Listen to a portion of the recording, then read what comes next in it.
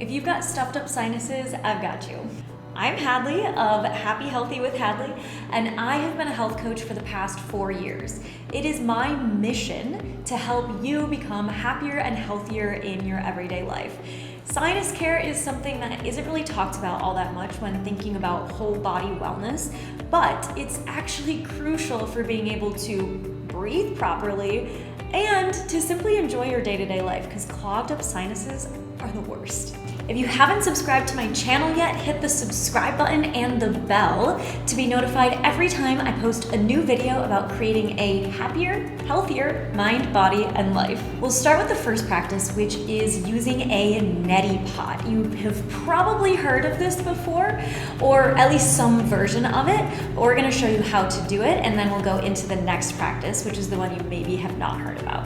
So we want to start with distilled water, or you can also use tap water and just boil it for 8 to 10 minutes and then allow that to cool. You just want to make sure there aren't any pathogens in there that are going to go in your sinuses and make you sick. It's very rare, but better to be safe than sorry. You're gonna add between half a teaspoon to a full teaspoon of non-iodized salt, like sea salt, for every 1 cup of water. So I like to use 2 cups, 1 for each nostril. So I add 1 to 2 teaspoons of salt to that. If it feels like that uncomfortable sensation when you inhale water in your nose at the pool, it probably needs either more or less salt. So play around with it and you'll find what works best for you.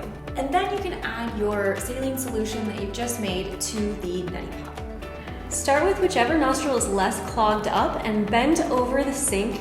Turn your head to the side and place the spout into your top nostril to make a good fit so it doesn't spill out. You want to tip your head down and maybe tip your chin up to allow the water to flow through your sinuses and out the other nostril. You want to breathe in through your mouth. You can even make sort of like sound in the back of your throat to close off your throat from your nasal passages so the water doesn't come out of your mouth. So you want to use half the water and then repeat on the other side. And then you can blow out any excess water from your sinuses after you're done with the actual netiing. You can sort of hinge at your hips, you can shake your head from side to side, exhale through your nostrils, get all of that extra water out. And sometimes I even like to touch my toes because it inverts my head and dislodges anything that might be stuck in there. And the reason for this is because we don't want it to stay in there and breed infection. Another thing you can do is use the couple body breath to get any excess water out. And what that looks like is you're going to just breathe out through your nostrils forcefully over and over and over again. So it sounds a little bit like this. And that should get anything else out if you're worried about it. One thing to note is that neti is a really great tool for prevention.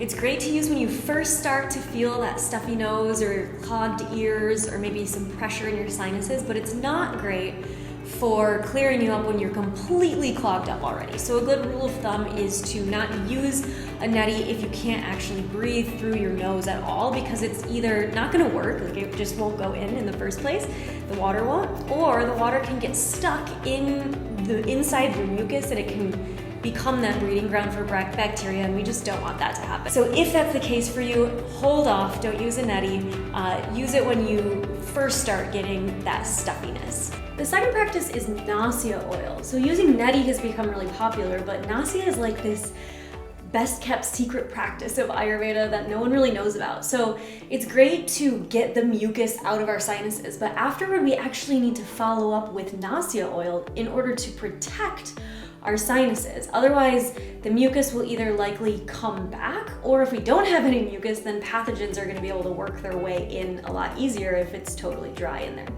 Sometimes our sinuses feel clogged up when really they're either inflamed or they might be too dry. And then mucus comes in to kind of protect that dryness or that inflammation, which, yay, thank you mucus. And we don't want our body to have to create more of it, so we can use nasya so that our body's like, okay, we can chill out on the mucus production, right? So by continuously netiing without this second practice of nasya, we might inadvertently end up drying out our nasal passages and leave our sinuses more vulnerable. When we lube up our sinuses, just like when we oil up any other of our organs, things work a lot more smoothly. All of our organs and tissues need to be oily and unctuous instead of, dry, brittle, and our nasal passages are no exception. Plus, nasya is typically made with herbs and oils that soothe inflammation, which is definitely an added benefit. I will put a link to that in the description. You can get a little discount.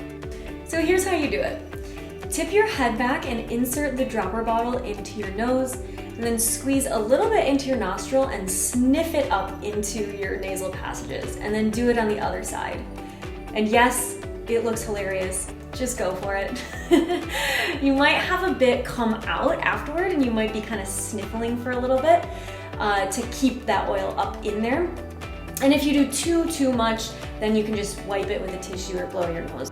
If this freaks you out, you can also start with just a little bit on your finger and kind of swirl it around in each nostril. Make sure you've washed your hands. And then at least you're lubing up your nostril, if not your whole nasal passage. And that's how you do both neti and nasya, both of which are a great way to take care of your sinuses and breathe deeper, breathe better. It makes your life a whole lot better. If you loved this video and you want to learn more about Ayurveda and how to actually apply all of the habits and principles into your modern life in order to feel the happiest and healthiest you've ever felt, check out my Happy Healthy Habits coaching program in the description below. In this coaching program, I'm going to help you actually implement the habits for you to thrive in your mind, body, and spirit. A lot of times we know what we quote unquote should be doing, but we're not actually doing it. So if you want to actually change your health and your life, you definitely want to join us there.